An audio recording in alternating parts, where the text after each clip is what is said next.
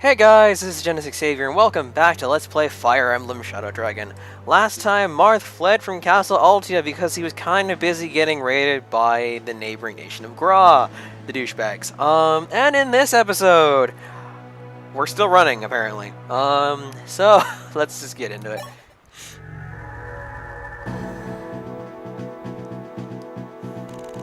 Thus, Prince Marth escaped Castle Altea with Sir Jagan and company at his side. However, this success would mean little to him once he learned the cost. The boy's woes were just beginning. Kain, how are your wounds? You should rest. These scratches. It's my pride you're wounding, sire. Anyway, we must talk. There's a reason I've returned. Sire, I'm to deliver to you His Majesty's last words. Last words? You don't mean... Father... My condolences, sire. The king died valiantly on the fields of Gra. The traitors took from him the Dibline Vlade. Good job, me. The traitors took from him the divine blade falchion and gave no quarter to those of our soldiers who remained. I see. So they're all dead. Father, too. His last words were as follows. Tell my son that I leave the future of Altea and our continent in his hands. He must rise now where I have fallen. As Falchion's rightful heir, he's been born into greatness. Now, he must be great. Father, I will try. Sire, I cannot bear this. Failing to protect His Majesty, and leaving my brothers to die, slinking away like some coward. This indignity is too much to bear. One day I will repay them in kind. I will avenge the fallen.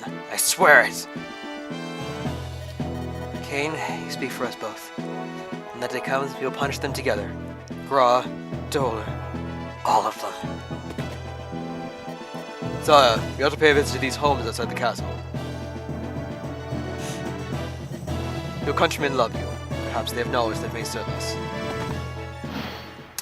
There we go. Alright, we have two new units. Jagan and Kain. All I'm going to say is that neither of them will be joining us permanently, although I will be using Jagan as kind of like a convoy. If that makes any sense. I'll be using him to carry stuff.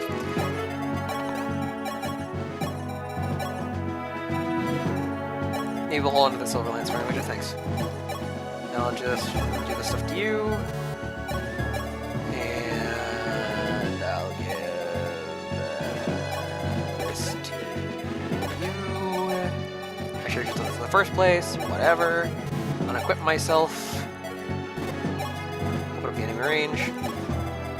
Is the house. Just because you see an enemy over yonder doesn't mean you should go run up to him like a fool. Lure one out, then take him down. Then go on and lure out the next. That's how we did it when I was a lad. So yeah. Leroy Jenkins is a bad idea. Look, sire. Not all Gra's might harries the castle. He had left soldiers here outside. At least we have no place to escape. Let's seize that fort across the water. As you can quash any reinforcements at the source. Hey, another Seas mission! Big surprise! Okay, who's coming? Lance, okay. This one. That one, okay. And go. I said go. Now, that's the reason I'm not using Jagan. Jagan is the the father of his own archetype, the Jagan. Basically, he's your crutch character in the beginning of the game. He has high base stats, but his gross, the probability that he'll get a stat when he levels up, are abysmal. So, he's going to run out of steam about halfway through the game. He's going to be completely useless. Keep that in mind, if you're going to use him. Let's advance forward.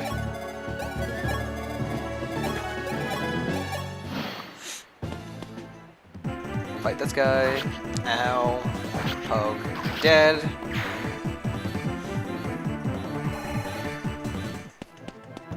Hey, archer guy. Alright, visit this house. Sir Jagan's a paladin, the champion of Altea. He may be old, but he's strong as an ox. Still, you can't have a champion like him do everything. That's not fair to all your would-be future champions. Let your other units fight and gain experience. You might find yourself in a real fix down the line. So yeah, as I just explained, don't use Jagan, or it's going to come bite you in the butt later. At least don't use him too much. You use them a little if you have to, but try not to use them too much. Okay, can I kill you? No. Darn it. Darn it. Okay, let's just kill you. Oh, perfect. Terrain bonuses for the lose. Okay. So I might as well talk about this. This archer is currently standing on a forest. And somehow gives him more avoid. I think he just has more defense than the archer felt last time. Anyway, but while I'm talking about it, certain tiles in this game have terrain bonuses. And what these terrain bonuses do is they give you stat boosts. In this case, if you're staying in a forest, you get plus 10 evasion. Hooray. Die in a fire. Okay. Down into the pits of hell with you. Level up for free. What do we get? HP, strength, luck. I'll take the HP and the strength, mate. Epic goatee, man. Ow. And you die. Okay, perfect. Getting on with life.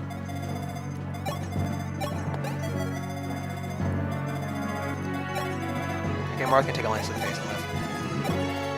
Is it this house? You get hurt, rest a spell to fort. A short stay there and you'll be feeling hot, hale as ever. Hale as ever? That's these freaking old English terms, man. I can't even normal English, but old English is just silly.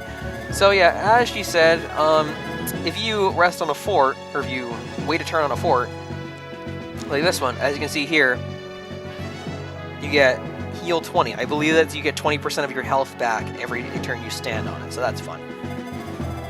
Very full turn. This house. Javelins and hand axes are versatile weapons that let you attack both up close and from a short distance away. Short and sweet. So yeah, javelins do stuff. Imagine that. Javelins doing stuff.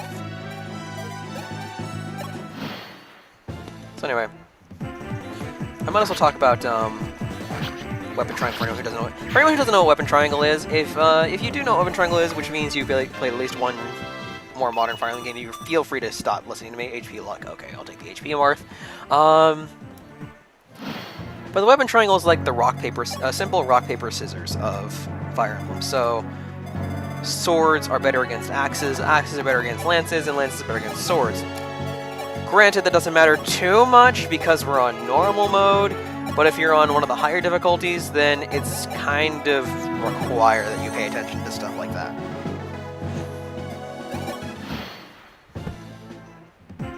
Oh great, hand axe. Just what I needed in my life, some hand axes.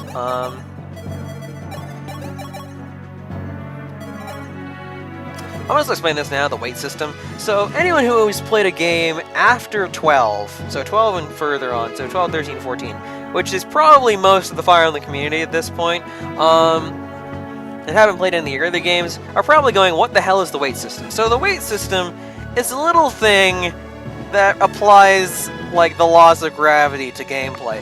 So what it does basically is each weapon has a set weight. So I'll use Frey for example because it's 3 different weapons. So you can see the Iron Sword has weight 4 down in the corner, Iron Lance has weight 5, and Javelin has weight 7.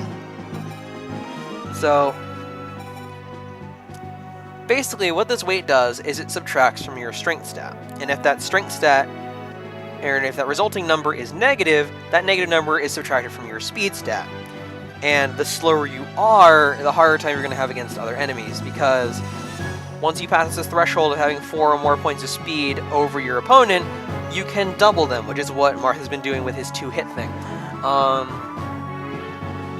So if weaker units use heavier weapons, they're going to get doubled, and you're basically screwed. So keep that in mind for your frailer units. In this case, I can't button this, apparently. Can I see what the... There we go. I knew it was one of these buttons. It's the select button. So you can see this hand axe is a weight of 8, and this guy only has a strength of 5, so it comes down to a speed of 4, which means you can double him. But this guy, it's an iron axe, which only has 6 weight, which brings him down to speed of 6, so we can't double him. That's how that works. And dogpile you, sure. Ow. Another thing to note is that throwing weapons are inaccurate as all hell, so if you're going to use one, probably going to need a little bit of prayer. At least early game anyway. Especially if you have weapon triangle disadvantage. If you have weapon triangle disadvantage and you're using a throwing weapon early game, you're basically not going to hit. Okay? I'm just going to say that right now. You're basically going to miss. It's almost guaranteed. Ow.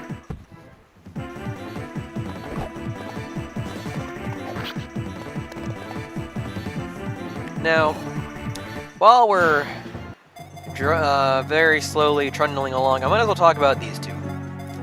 Cain and Abel. So Cain and Abel are the fathers of their own archetype, aptly named Cain and Abel. Basically, Cain is a more speed and luck type cavalier, while Abel is more of an HP, strength, and defense cavalier. Although if you look at their stats, you might think it was the other way around. Or their base stats, you might think it's the other way around. But yeah, so usually you'll get one that's good at speed and doubling your opponent, but is made of tissue paper, and you'll get one that's basically a tank. And this was an archetypal trend that continued all the way up until Fates ruined it. But until 14, if you pretend 14 never happened, then the archetype has always been there. If you count Fates like I do, sometimes unfortunately, then we haven't had it in every single game. Oh well, we've had Jagan in every single game though, kind of, in some sense. We'll get to that when we get to that. Oh, ner! Ow. Okay. Frey, kill him. Kill him! Poke. Death for everybody! Level up. HP. Oh, come on, Frey! Why did you do this to me, man? Okay, visit this house. Weapons aren't indestructible, you know? They have limits. Weren't you just over? You know what? Whatever. Well, weapons durability reaches 0. I'm an old man, I can't English. That's it. No more weapons. We should even add those numbers. So yeah, to anyone who hasn't played a Fire Emblem game that's not Fates, weapons have durability counters, and every time you hit an enemy, that number will go down by 1 point. And when it hits 0, the weapon breaks. So if it's the only weapon you have, you're kind of screwed. Mages. That complicates things. They don't need to get as close to do us harm. We need to approach carefully. Yeah. So mages have 1-2 range with their shiny magic. And they have one other advantage. And that one advantage comes in the fact that this is old school Fire Emblem. Which means that outside of like mages and certain other units, like Jagan over here, what is resistance? Magic defense does not exist in this game.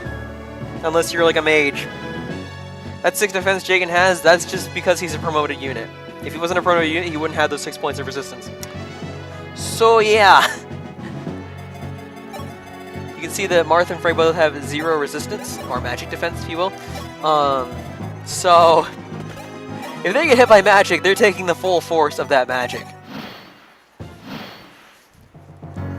Fortunately, that's kind of a trade-off. Speed up Casino here, I don't care.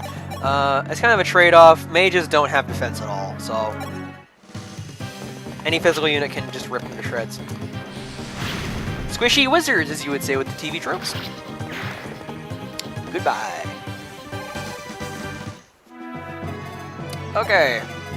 Can I just off you? Yes, I can just off you. Awesome. Poke. Burn in hell. Ow. And dead. These bosses don't even get quotes. They're all freaking generics. It's easy win again. There.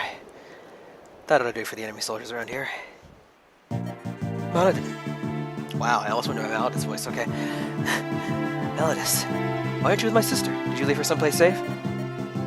Princess Cerise will not be joining us. She said to stay at the castle. Hold, sire! Where are you going? Where do you think?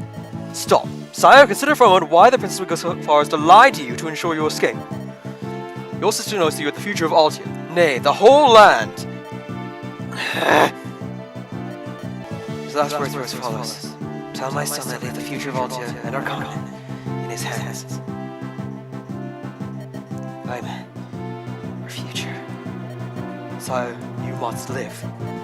Drink deep now these injustices. Sup on these slights they serve. Remember them. One day you will lead us back here to avenge the fallen and reclaim Altea and their names. And it seems my life is no longer mine to hazard. In your veins flow the blood of a hero, the blood of Henri. You are the son of House Arcania, and sole heir to Falchion, our only hope of defeating Medius, the Emperor of Dolor. Sire, were it in my power, I would have you choose your own path, but I'm afraid your path has chosen you.